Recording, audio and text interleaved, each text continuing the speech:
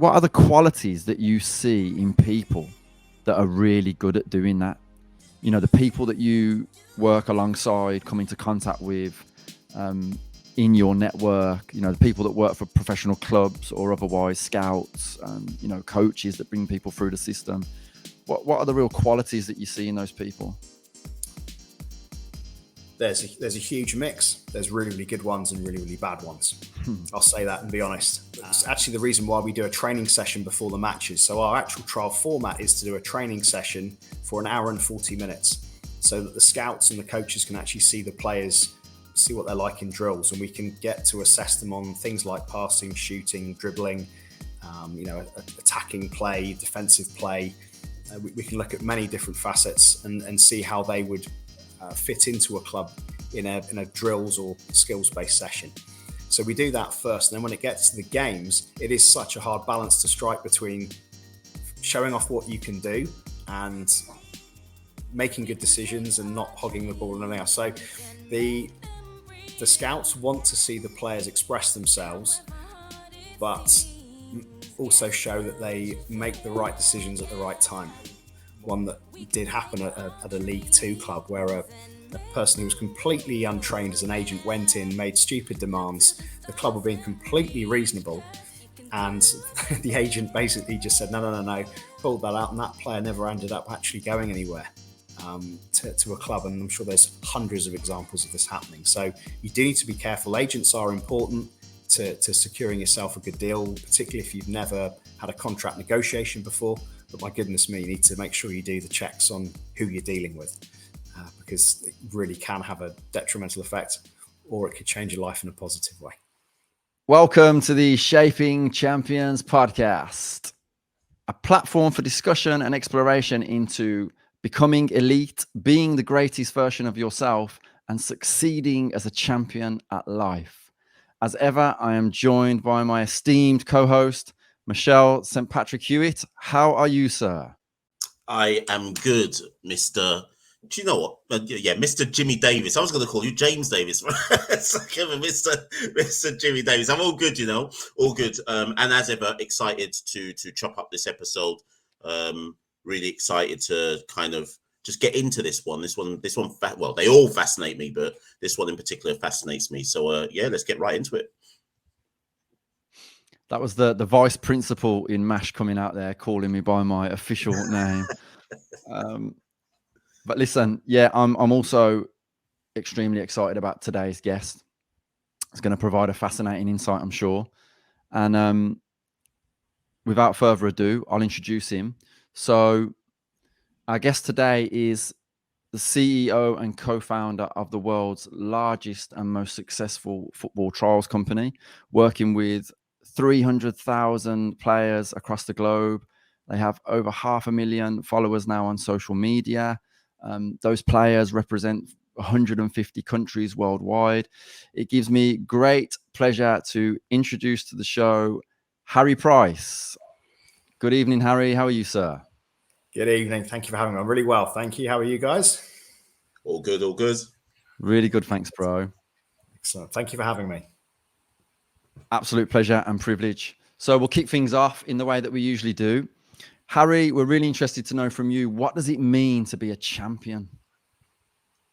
Okay, from my perspective, I think being a champion really is all relevant to your scale, what you're trying to do, the level that you're playing at in terms of whether it's a global level, whether it be a local level, and ultimately how far you wish to go in whatever discipline it may be. But I think ultimately a champion in many disciplines has to be someone who is incredibly hardworking, really focused and driven by a particular outcome, somebody that's committed to the cause, who's able to surround themselves with people of a similar mindset of success and wanting to be the best version of themselves. I think you mentioned that in the intro. I think that's a great way of actually discussing what a champion is. I think it's just always about being the best version of yourself to try and get as far as you possibly can in whatever discipline it may be. And I think that the term champion can be used across many different facets, whether it be you're the champion mum or dad, whether you're the champion at a particular sport or business.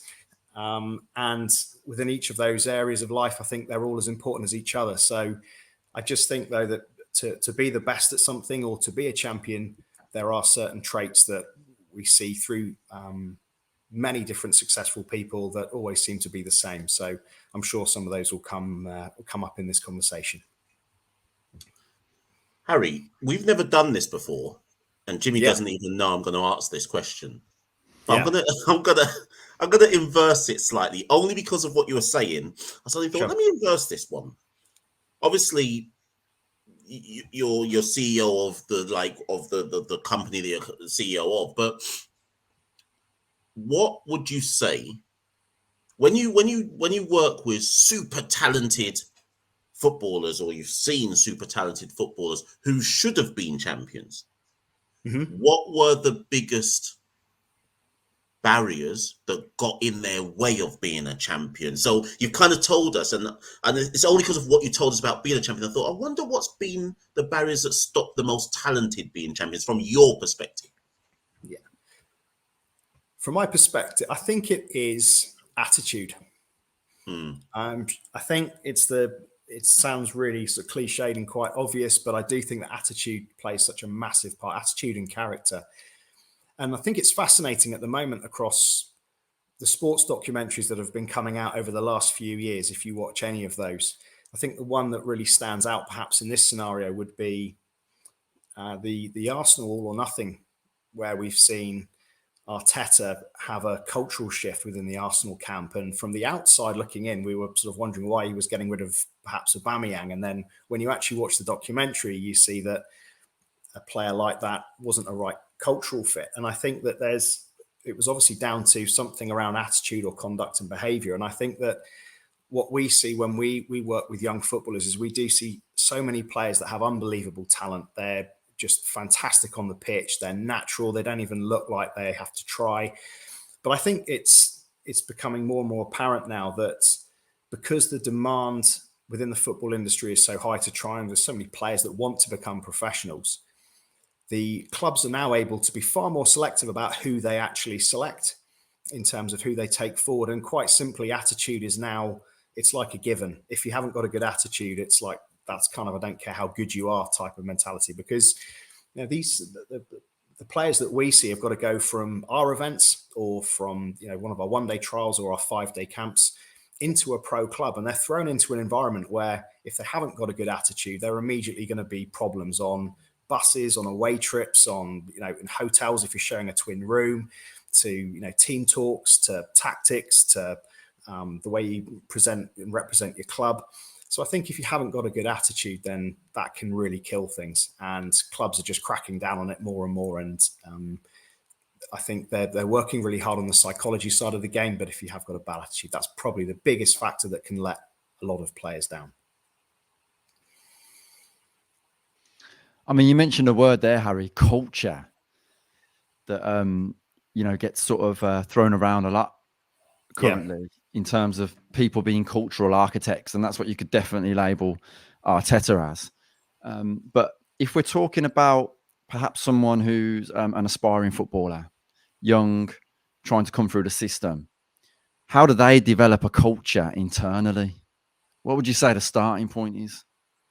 For a football club to develop their culture, do you mean, or for a player to develop their own sort of culture? So for a player who's on that journey of trying, an aspiring footballer, how do they sort of develop an internal culture? I think it starts with how much they really want it. So if they're trying to be a professional player, it starts with discipline and their end goal in mind. So if there's someone that point blank says, all I want to do is to become a professional player, I think having that belief and having that end goal is critical first and foremost. Then I think it comes down to, at a young age, the players who have outstanding discipline, because all the way from 8-9 years old right the way through to 18, a lot of these players are having to go through school. So Monday to Friday for the majority of the year, they're going to be at school, so they can't be working on their football. And I think it's those players that have got the ability to do things slightly differently, to follow their own path, to have the discipline to get up early before school and I think one thing that stood out was we had a player who you may remember. I won't mention his surname, but Hassan. Do you remember Hassan, Jimmy, who you would have worked with at one of our camps? His story from 6 years old, he was waking up 2 hours before he went to school and doing 500 passes with his left and his right foot against a wall outside before he went to school every single day. And he was having no fast food, no fizzy drinks, wasn't on Xboxes and PlayStations. Was researching in the evening the best players in the world. So really, it was just he immersed himself into football. He trained whenever he had any free time, and just had incredible discipline without being told he had to do it. And I think if you've got that self-discipline, that self-desire and drive to succeed, then I think that starts you off on a really good culture, within yourself and within your home environment. So if you're in a place where that's possible, then fantastic. And I think that's a good place to start. Harry, more and more footballers are, and I'm a teacher, right? So in my day job, I'm a teacher. And so I think over the last 5 to 10 years, on the kind of coalface front line of education, you see more and more young boys and girls enter academies, right? And it's been fascinating to me to see how, I mean, I'm sure it's always been there, but it just seems like it's grown, right? And I'm talking about at the young ages where almost parents are at the danger of treating their children like they're professional footballers.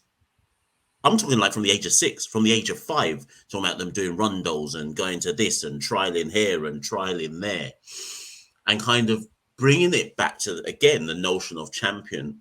It's so important to have supportive parents, but when does supportive parent become disruptive parent or become counterproductive parent in the natural champion arc of a young person? Because it's starting younger now. It's not something that you pick up at 12 anymore, if you see what I mean, or 10 or whatever it might be. It's literally starting from 5 and 4. So I'm just really intrigued about that. I think the parenting side of it is not easy. I don't think anyone's got it completely nailed. I think there's a very, very difficult and fine balance between a parent being supportive and a parent that's trying to get the most out of their child. I've still got to go on that journey. Mine are still obviously very young, similar to Jimmy's situation. But I think the areas where you start getting into sticky ground, where it can be difficult for a child, from what we've experienced, is when the parent is making the player doing it against their will. So if they don't actually care that much about being a pro, I think it's really dangerous at a young age. It should all be about fun. In my opinion, I may be right, I may be wrong. I think it should all be about fun. 5, 6, 7, 8 years old. You can't sign for a pro club until you're 9, but they are getting the players in earlier and earlier. And it needs to be fun. It needs to be all about enjoyment. There's ways of teaching them the elements of the game that are important whilst making it fun. And I think if you've got a parent that allows a player to do it as much as they enjoy it, that's about as much as you can do. But I think if you start then saying, right, son, you've got to start getting up at 5 o'clock in the morning and doing that, even if you don't want to. And the parents sometimes are trying to live their dreams through their children. And that can be a problem. They either see their child as a future pension pot, with football being so financially lucrative, or they see them as, I think I want my son to be a footballer. It sounds good at social events, or it might make them look good at work or whatever. So I think sometimes there can be a tendency to push their children too hard. But I think those children that absolutely love it and thrive off it will work. But if a child doesn't want to do it and he can't really be bothered and just wants to play with his mates, I think you're onto a really bad path in that sense. Yeah, it's really interesting. I read some research recently around, someone actually conducted a study into this across something like a decade, and the results were conclusive that basically the parents that are hyper involved in their child's sporting journey, those children very, very rarely make it, regardless of how talented they are and how much potential they have. It needs to be the ones who are at an arm's length or who are just really encouraging and praise effort as opposed to results. But I mean, just following on from that, because what I find really fascinating is that you have this real broad range of starting points. So someone like Tiger Woods was swinging a golf club at 2 years old, and someone like Ian Wright didn't come into professional football until he was 22, and they both made it right to the top, and they were both ultra successful. So I guess perhaps my question, Harry, to you is, at what stage do you see the process of shaping a champion being? Is it that sort of from 5 onwards, or is it more, like you said, letting them enjoy themselves, perhaps starting to take it more seriously at 9, 10? I think it completely varies. There's a lot of elements that obviously go into making a professional player, and some of it will be genetic, some of it will be the desire of the child to keep working hard and improving through their younger years. Some of it will be the environment and the opportunities that they're given. Some of it will be down to facilities, coaches and teachers and mentors, through their younger years as well. And those are prime sort of development years. They sort of talk about the fact that through up to the ages of sort of 11 and 12, that's all the sort of development of the technical side of it. And then as you get slightly older, then things move into the physical side of the game. And obviously at puberty, different players grow at different heights and sizes and different rates. And then obviously as you get a little bit older, there's other distractions that come into play, things like going out and, meeting up with people and all sorts of distractions off the pitch start getting involved. And you've got the academic side of it as well. And sometimes, that can be pushed on you also. I think that the ultimate thing with football is that if you are good enough, you're going to make it at some stage, like whether that be at 5, 6, 7, 8, 9 years old, whether it be 14 or 15, whether it be 16 or 17. If you're someone that is good enough at football and you put yourself in a place where you can be seen by people that could change your life, then I think you're going to get opportunities.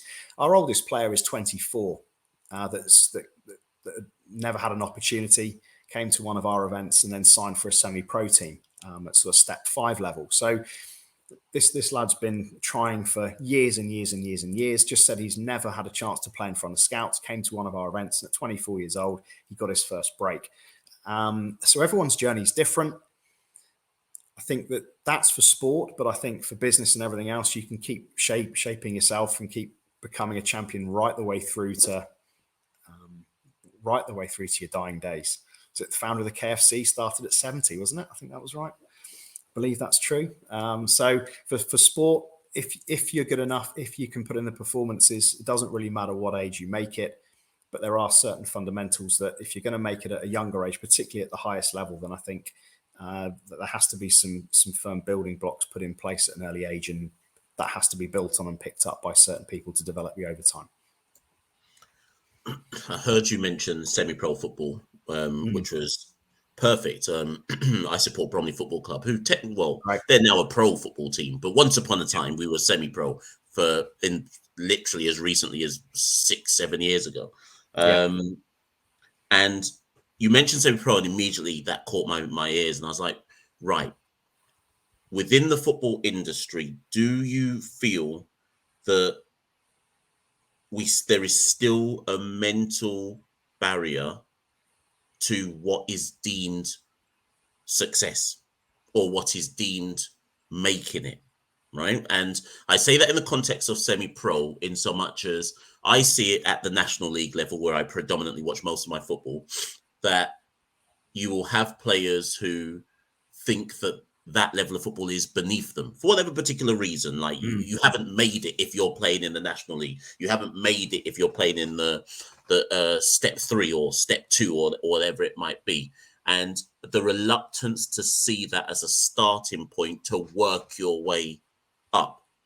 And I'm just intrigued if you've kind of come across that in terms of, I guess, in terms of mentality and attitude to starting at the bottom doesn't actually mean starting at the bottom. It's just the next step. But just unpick that for me if you can. Completely agree with you, and you're absolutely right. It's a big problem. On our website, we have a success story page, and there's sometimes general comments made that it's not worth coming to some of our events because there's no opportunities for seniors. And the reason for that is because we have very few senior players who want to be put on our social media channels as signing for semi-professional teams because they're worried about what the comments are going to be from their friends, from their families, and what the general public are going to say about it. And typically when we do post about a senior player signing for a club that is a step 2, 3, 4, 5 level, the comments are, who are they? Rubbish team, and it's pretty derogatory.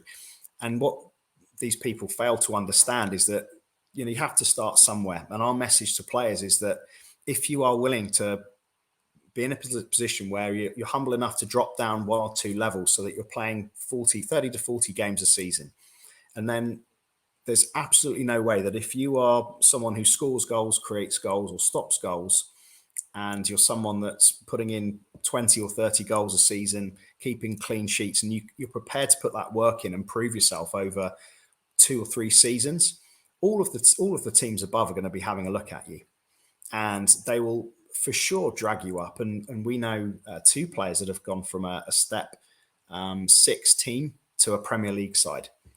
And these journeys are getting documented more and more. It's becoming more common because the semi-professional game is a fantastic place to start. It really is a great place to play. The players are battle hardened. They're playing on pitches that are sometimes waterlogged. They're not the flattest.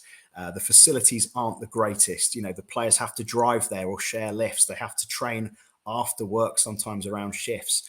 They don't get paid as well. The fans can be hostile. You really do shape a really tough, resilient player.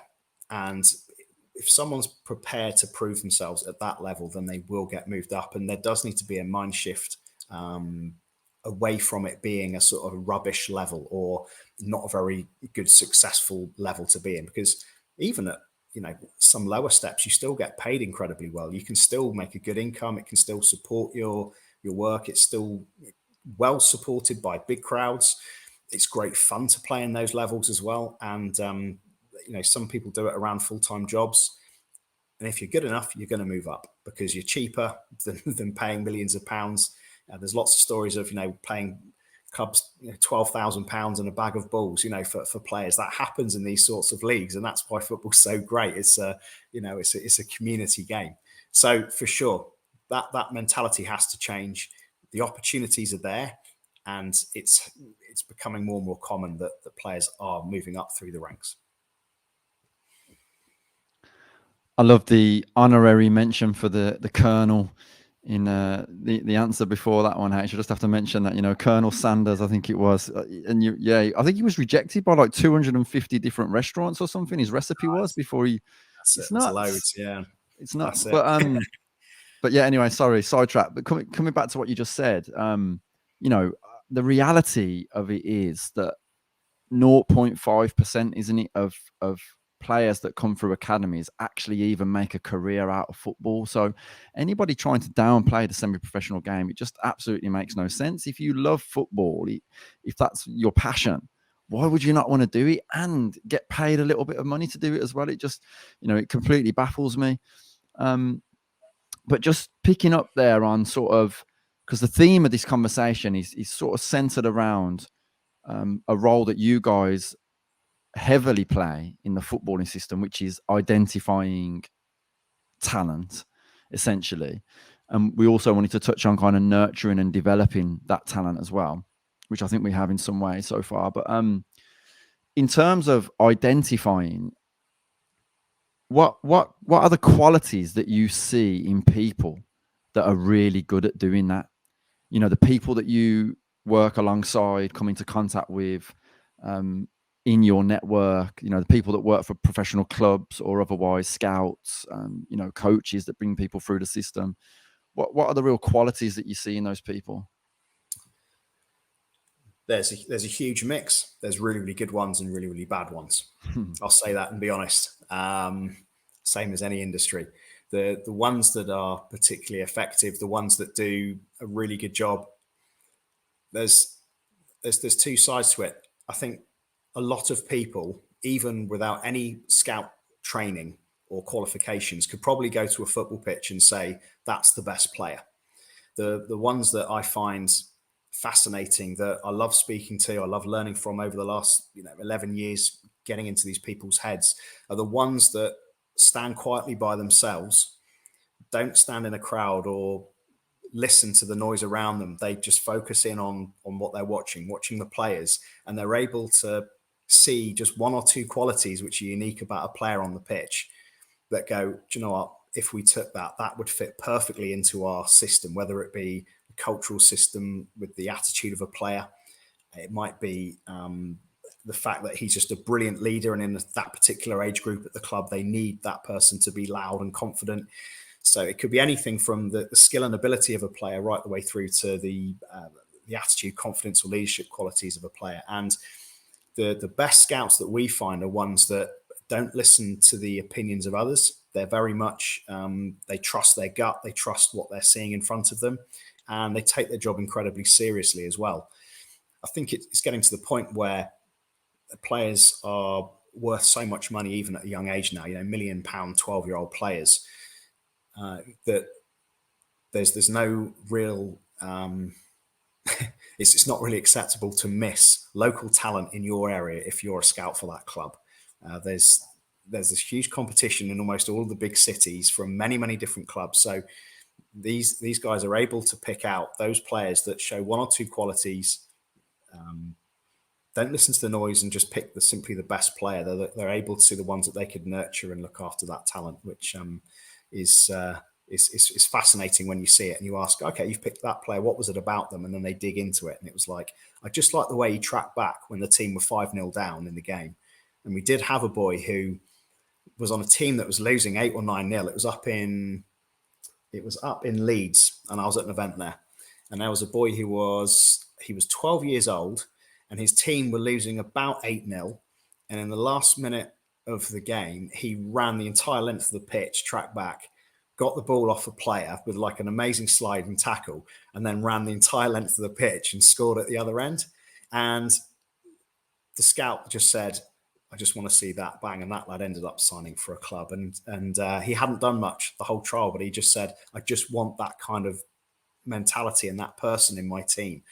And he stayed right to the end to watch it. Some of the scouts, were sort of thinking that's the end of the game. And he just waited and saw that moment of magic. And it was that 30 seconds of play that got that player, a life-changing opportunity. Yeah, really interesting. And do you see that very often? Players who perhaps aren't like silky or have an amazing range of passing or stuff like that, but they just have some sort of quality in terms of drive, desire, hunger, like mentality. Yeah, the best scouts don't see the negatives in the players; they see the positives, and they kind of think, well, okay, he's going to be a bit raw. He's not going to be the finished product in this area because he hasn't been coached, or it's clearly he hasn't been taught that, and they can see through the qualities that the players don't have, and they can focus in on the qualities that they do. And it is a common thing. They can look at a player who's clearly just had a growth spurt, who's running like a baby giraffe, got no coordination, and they can say, but I can see that in a couple of weeks, if we just get him with our S&C team, he'll be back to running really, really well. I can see that this lad's going to be an athlete. He's got what we want. And so they can look past the negative qualities and focus in and see the potential in a player. And that's what the best ones do, because if everyone was just a finished product, then there's nothing for the academy coaches to work on. Yeah, for sure. And I guess just leading on from that, or following on from that, is football like the perfect example of an opinions-based industry, though, H? Because, look at someone like Eze, who was at Arsenal, was at Fulham, was released from all of these different academies, QPR, I think, as well. and then picked up eventually, and he's now an England international, So how much of that do you see as well? Someone going, no, I think he's just not ever going to have a chance, and someone going, oh, actually, I think he's got something. See it a lot. It's really difficult. It's so hard because you never know exactly how a player is going to turn out, and you never know what situational circumstances have led to some players getting overlooked. It could have been a discipline thing. It could have been an attitudinal thing. There could have been a few clear cut, I'm sorry, I don't care how good a player is, he can't stay, that type of thing. But with Eze, that was a fascinating story. There's lots and lots of players though where that's happened, and there's that classic photo of Kane and I think is it Kane Drinkwater and Vardy all sitting on the bench in the Championship, all sort of sitting there, and they're all players that have had their ups and downs and been released and everything else. So I don't think anyone quite ever knows how far a player is going to go, but there are certainly players that do get overlooked, that shouldn't do. Harry, I'm intrigued by the trials process because unless I'm mistaken, with the trials you effectively have 11 different individuals who maybe they've played with one or two of them before, but may have not played with any of them, right?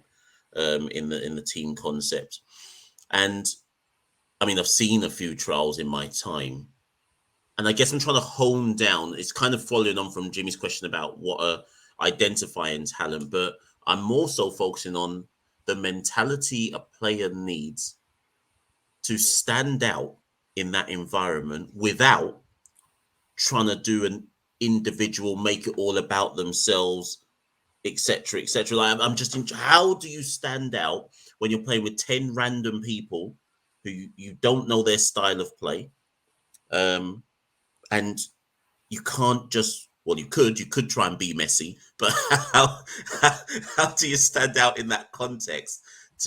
What do you notice about the players who do stand out, and what do they do to stand out per se that isn't purely individual ability?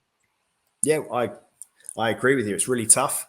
It's actually the reason why we do a training session before the matches. So our actual trial format is to do a training session for an hour and 40 minutes so that the scouts and the coaches can actually see the players, see what they're like in drills, and we can get to assess them on things like passing, shooting, dribbling, attacking play, defensive play.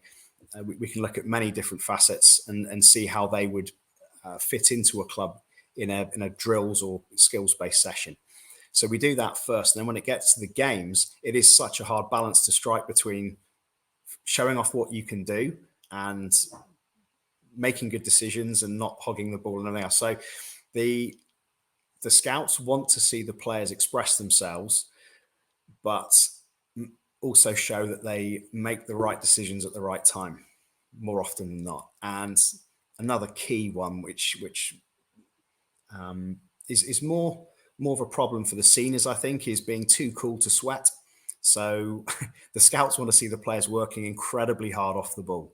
So in our trial events, we're not doing 90 minutes. We're doing 2 15-minute games, and they get a bit of time to sort of have a bit of a break and everything else. So after an hour and 30 minutes of intensive training, that's still, quite tough on them. So the scouts are effectively looking for the players who show great communication skills, great leadership skills on the pitch, and are able to galvanize or shape or talk to a team that they've never met before. That shows amazing confidence because they've got to be able to do that going from our trial into another group of players they've never met before at a club. They have great decision making, great tactical awareness, great technical ability for their position. And there's some fundamentals that have to be in place. Obviously, things like first touch, passing ability, understanding playing in different formations, playing in different positions as well is a key factor, and the right attitude in terms of, as I've already talked about. And in a trial environment, you can have a striker playing at left back and they'll still be able to stand out if they're at the required level. So it sounds difficult, and it is difficult. It's a high pressure environment. Sometimes people get it right, sometimes people get it wrong. I'm sure we've missed players. As Jimmy said, it is the most opinion-based game ever. You could have a guy score a hat-trick and people still put on social media that someone's rubbish in some ways. So yeah, at a trial though, the best players do stand out a mile, and it's really due to a whole range of factors, but we get to see that through the training sessions and the matches. I'm glad you referenced high pressure environment. And this is following on from something Jimmy said about using Eze as an example. What is the thing that you think the football industry is missing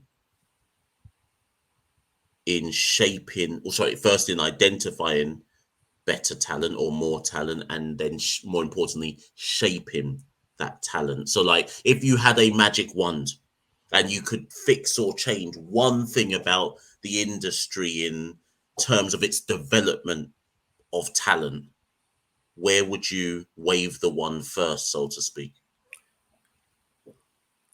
I would wave the wand at the human element of clubs understanding just how important it is to players and parents about how they feel when they go into a trial or football club environment, which may sound totally off and against. It's nothing to do with anything on the pitch, but the number of times players have signed with one club, not another, or left one club to go to another because of the way the club makes them feel is staggering. And that happens from the second someone arrives at a football club for a trial, right the way through to the way that they're communicated with via email and by phone calls, right the way through to the feedback that the parents are given at the end of sessions, right the way through to the way they're told whether they've made it or not.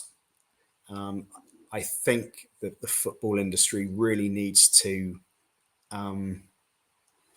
have training for all of these sort of academy sort of coaches and staff to help them understand that some are very, very good, some aren't so good. Again, but I think that a lot of players just go to some professional clubs and don't really have a great experience because of the human qualities that some of the staff at these football clubs show the players and parents. And like I say, we've seen some pretty, or heard some pretty bad things. We've seen some great things. We've heard some pretty bad things. But I think that's critical. And it may surprise you that that's the case. But you know, the way a player feels when going to a football club can be the decision about whether they sign for them or not, and whether they want to stay there. It definitely feels like it's incredibly overdue, doesn't it? Somebody kind of looking at that area and saying, we really need to step up and we need to do better. And it feels like it's starting to slowly drip through with the whole invention of the player care system. And we interviewed a professional in that world called Abby Carrington, who's head of player care at Swansea and has just recently moved to Manchester United. And the way she spoke about it, you know, it showed that there are people out there who are really passionate and who care. Like you said, Harry, there are always going to be some who are good at it, some who aren't. And leading into my next question, it sort of makes me think about how much sport has had to recognize that sports people are human beings in recent years. You know, all of the mental health struggles that have become known, Ben Stokes, Naomi Osaka, you know, the list goes on and on. I mean, someone like Clark Carlisle trying to take his own life, you know, it's absolutely crazy. And we hear a lot sort of from the outside, as I've just mentioned, about how it's perhaps becoming more of an emotionally safe space in football as well as other sports, sports psychologists at clubs and that kind of thing. I mean, what does it look like to you, Harry, from an internal perspective? Do you see it getting better? Yeah, definitely. Compared to when we started 11 years ago versus now. We went and visited an academy of a top Premier League club, and I think they've got 5 psychologists working in the academy, which is just staggering. I mean, that certainly wasn't there 10 years ago. And I think young people nowadays have just got it so much harder than when perhaps we were younger, with regards to the with social media. I think it's got a lot to answer for in this regard. The mental health of the players you've seen it. There's even documentaries from the retired players. It was something staggering that was written in the Times that whether this is correct or not, it was something like 30% of the players that are retired within 5 years are sort of bankrupt, and 80% of them are divorced. There was I can't remember what percentage it was that would go into sort of drinking and gambling and things. And I think it's obviously there's documentaries been made on the BBC about it, about player welfare post a professional game when they retire. And I think there needs to be a lot more done. The PFA, I think, are working hard on that. The FA, I'm sure, are working very hard on it. So I think there's a lot of people behind the scenes, a lot of high caliber ex-pros are obviously bringing it up, raising the topics, and I think it's getting talked about a lot more. But certainly within the academies, I think a lot of it's going to be based around player protection with social media, because I just think it can be a cruel place for young players. Anyone can send anyone a message that can really have some damaging impacts on them. And I really don't like that side of social media. I think it's got some great positives, but if it's used in the wrong way, for young athletes in particular, who can be targets if people are jealous or they're particularly good or they're fragile or going through a tough time. The online trolling for young people, something that we never had to go through. And I think that needs to be really, really looked at hard, and we need to look after these youngsters with social media protection for sure. And do you buy into this whole kind of, it's just the generation that they're snowflakes, or that they're emotionally weak, or because as we both know, Harry, we've been around ex-professionals. I've read lots of autobiographies, listened to lots of interviews, and the dressing room culture in that era was like really hard. It was so tough, and you wouldn't have lasted a minute if you were a sensitive soul in that environment. So do you think that actually has any benefit to it, that kind of tough culture? Or do you think that we do need sport to become more emotionally aware and sensitive? I think those the sort of older generation of footballers were a different breed in terms of what was accepted back then. Everything from the way the world was to, there was no mobile phones at the time, so players could certainly get away with much more off the pitch as well. But I think, again, there wasn't the welfare stuff put in place back then, was there? With regards to player, to player welfare and the way that players were treated. Some think in some ways it's gone too far the other way. Some people say it still needs to go further. I do think it's hard for us to know what youngsters are going through, because we aren't young minds going through social media abuse. I think the new generation, I don't think it is sort of like a snowflake issue. I just think that there perhaps isn't the stories and the struggles that the older generation have been through perhaps are documented enough for younger people to understand that it's not always been easy. Each generation's had its troubles, has had its difficulties, has had its challenges. And as you say, the dressing rooms were extremely tough. The fans were extremely difficult back in those years as well. But I do think there needs to be a degree of empathy for young people that go through the new the sort of new wave of abuse, which seems to be coming through social media. So yeah, how we address that's up for experts to sort out for sure. Harry, I alluded to earlier on parents, and I'm not talking about parents anymore, but they are actually, when I ask you this, you'll understand why I've mentioned them again. So let's say now someone's come out, and I know you're dealing with it at the trial level, but I'm sure you've kept in touch with people who have kind of gone on to be successful, and successful is relative, but you know what I mean, gone on to make a success at whatever level. But I want to just briefly touch on agents and their role because they have a key role in the shaping of champions. But I wonder what your stance is. I'm sure you're going to say there's some good, there's some bad, but I wonder what your stance is on how important is that agent's role in the individual being able to be a champion? Or I guess maybe what I'm saying to you is, do they need an agent? Is it a benefit or is it a detriment, irrespective of if that agent's part of your family or if that agent is whatever? Because the role that I play within football and the proximity I have to it, I sometimes see agents and think you are more of a detriment to that player's progression than a benefit. Now, I could be wrong. But I'm just intrigued to know where you stand on it in terms of the support role of key stakeholders around somebody's rise through the ranks.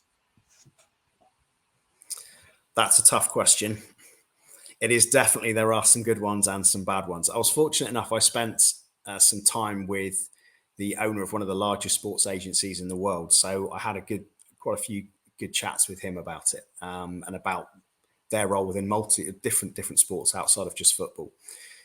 And a good agent is worth their weight in gold. I think that's the key thing. There are a handful of agencies that handle the vast majority of the biggest players in football, and their role ultimately to secure the best contracts, to make sure that players aren't getting, shafted out of certain things, to make sure they're getting well paid for what they do.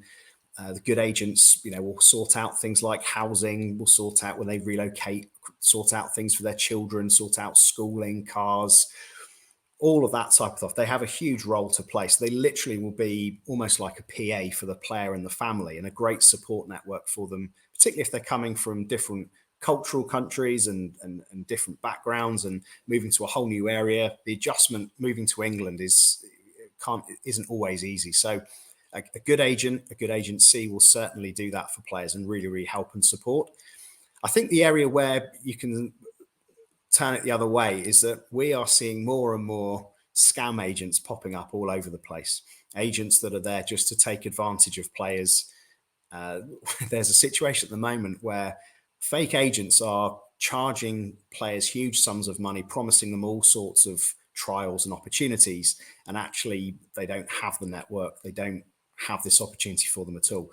There's situations where we've got players from African nations in particular who are believing letters that are being sent to them from scam agents saying, they've got a trial with a top Premier League club, pay $5,000 and that will cover your flights and accommodation and everything else. And these lads are paying it. And sometimes this is families' life savings. And we've reported all of these, and there's just no way for us to stop it. So there is that ugly side of it.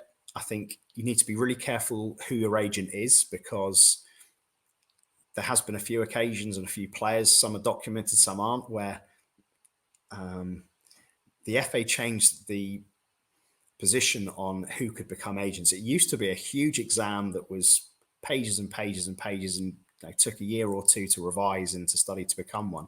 And then it actually became a situation where you could just pay a sum of money and become an agent. So you had parents becoming agents, you had random people quitting their jobs to become agents. Everyone suddenly assumed that they could be agents.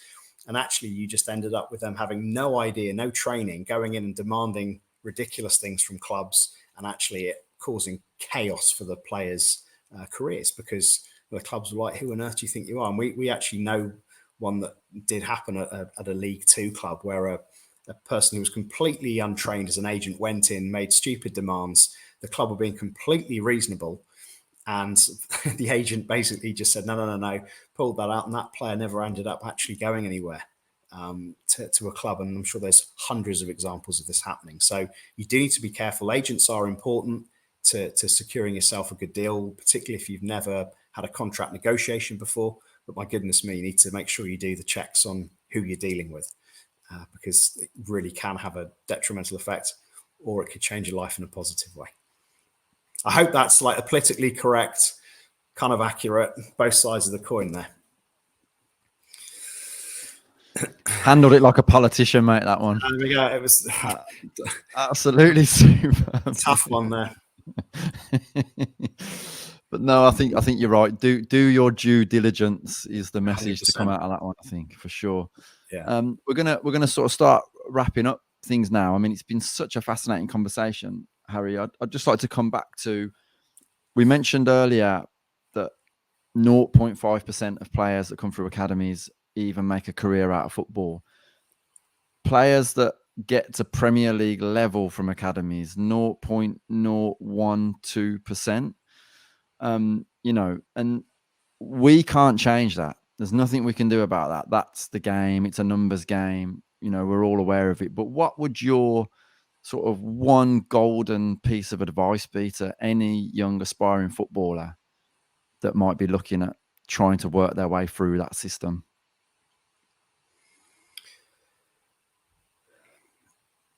I'd say there's no shortcut to hard work, to putting in the hours with anything, any career, whether it be football or anything in life. If you want to reach the highest level, I believe the Premier League is the highest level in the world for football in terms of the league. If you want to reach the highest league in the world, then you're going to have to put in thousands and thousands and thousands of hours of grueling hard work when no one's watching, no one is saying well done. You have to absolutely love it to do that, because you're not going to put in the hours needed if you don't enjoy the game. I think if you have a massive love for it, if you're prepared to work hard, understand that you never ever know who's watching you in anything that you do. It's not just football, but you never know who's watching you. Do whatever you're great at or whatever you enjoy. So always just have that in the back of your mind about conducting yourself professionally.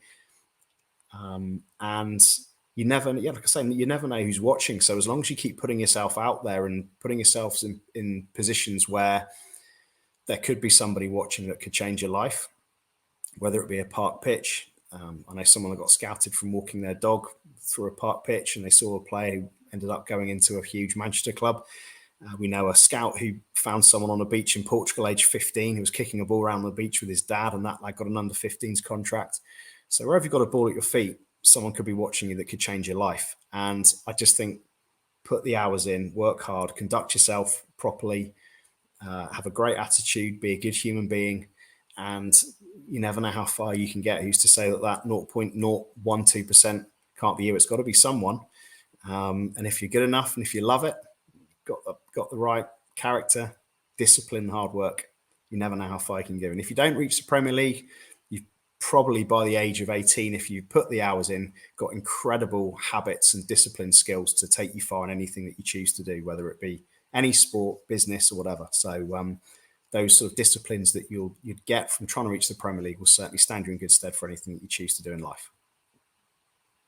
I love that as a final message.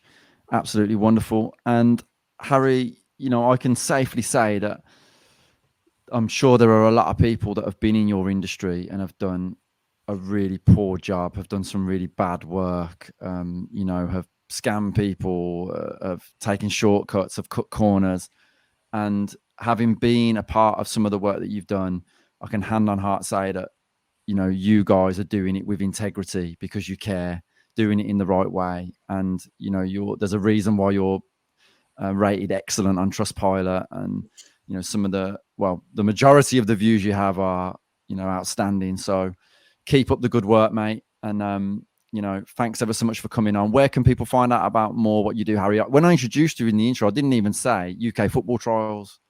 But yes, that's no worries. Yes, it's ukfootballtrials.com is the website. We've got 1-day trials, 5-day camps operating in the UK. And those are our two main services. So ukfootballtrials.com, and then all our social media channels are all exactly the same off that. So Instagram, Facebook, TikTok, Snapchat. I don't know how half of them work, but we are on those. Our social media chat looks after that. And have a look at our success stories. Our events all coming up every half term and every school holiday. So if you'd like to come along, then let us know. Fantastic. Mash, any parting words? Suffice to say that after Harry's inspirational words, I will be putting myself forward because Harry told me it's never too late. So I know I've got the dedication and hard work necessary. So I will be signing up, and let's see where I can take my career on the field as well. That's awesome. If you drop us a CV in advance as well, I'll send it over to the clubs so they can look out for you. What position are you going to be playing? That's the key question I want to know, is it? Well, you know what? As I've advanced in years, I've moved back and back down further in the pitch. So one of the fullback positions, but not one of those marauding wing backs. Just an auxiliary fullback. Amazing. Well, I look forward to seeing you there. Then that's going to be great. Fantastic. Might have to stretch our upper age limit to fit you in, but I'm sure we can do that. And you never know, there could be a Premier League club looking for someone just like you in the back four. So fingers crossed. Look forward to seeing you there. Thank you very much for having me. Anyway, it's been great to chat to you both. Absolute pleasure. Cool. Yeah, thanks ever so much for coming on, Harry. So, and that's it for another episode of Shaping Champions. Please do subscribe to us at wherever you get your podcasts, or if you're watching us on YouTube. And we look forward to seeing you next time.